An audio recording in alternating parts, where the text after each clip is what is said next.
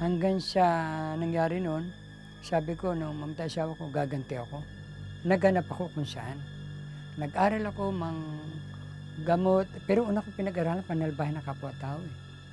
Habang nakursunada ako isang tao, sandali lang. Nag-aral ako punta ako Mindoro, Banahaw, kung saan lugar, karating ako.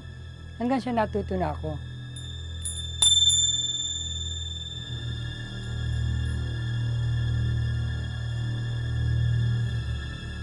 Ang sabi ng aking isang nagturo sa akin, hindi mo mapapatalab ang kulam kahit kailan.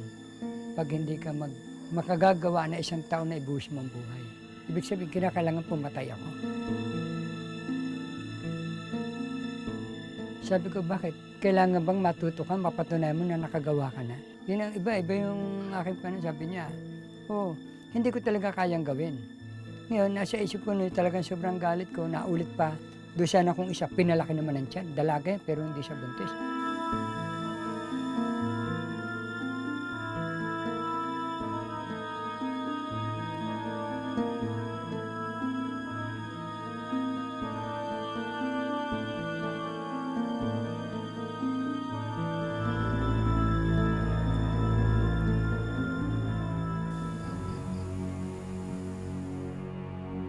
Meron na po kayo na kulam.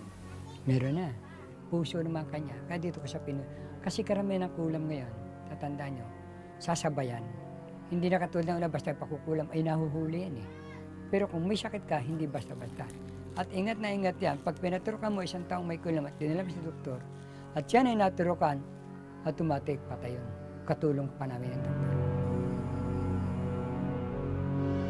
Kulam. Paghihigante, sobrang galit. Meron namang kulam na dahil lang sa pera, kaya kakukulam. Meron namang kulam, katulad ng nangyari sa akin, gusto kong makaganti. Pero mali pa rin yung ginawa ko, hindi ko dapat ginawa yan. Kaya lang, andun na yun eh. Kung nagsisihan ko man eh. Kaya ang ginagawa ko, nanggagamot ako.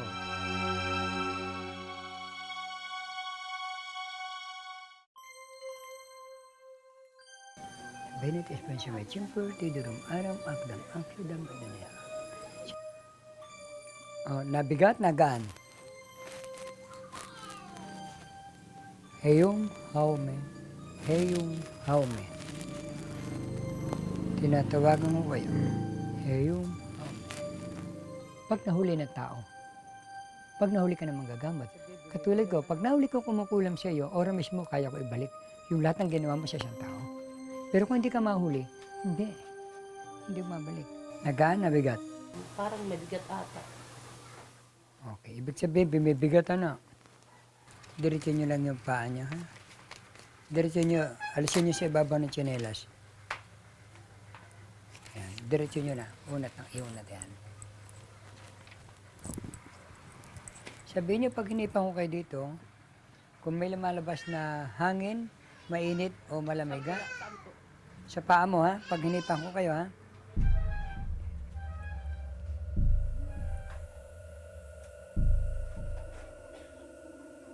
Sinasabi ko sa kanya, kung may galing ka siyang at magpapatrabaho ka, huwag mong ipagagamit ang tunay mong pangalan. Ibahin mo pangalan mo. Kasi, ako mangkukulam, ang gagamitin ko sa katauhan ko, yung pangalan mo, apelyido, panggitna, mapapasa akin yun. Ngayon, ang gagamit na lumalabas na gumagawa doon, ay ikaw at ako, ay iisa.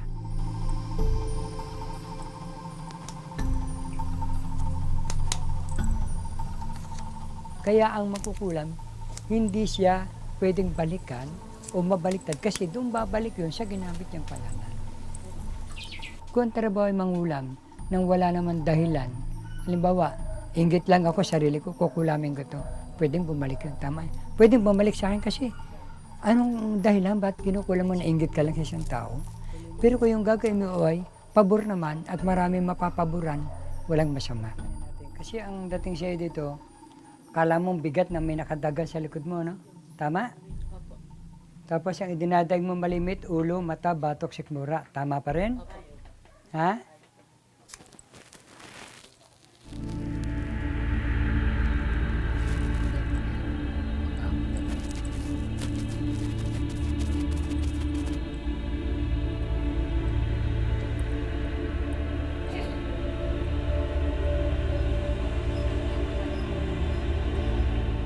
dito natin makikita kung sino yung posibleng gumagawa sa kanya. Ito paraan din ito na isang pagtatawas. Imbis na insenso, kamanyang, ito yung ginagamit para makita natin ano merong kakaiba. Pag talagang meron lalabas at lalabas yung mukha ng tao dito.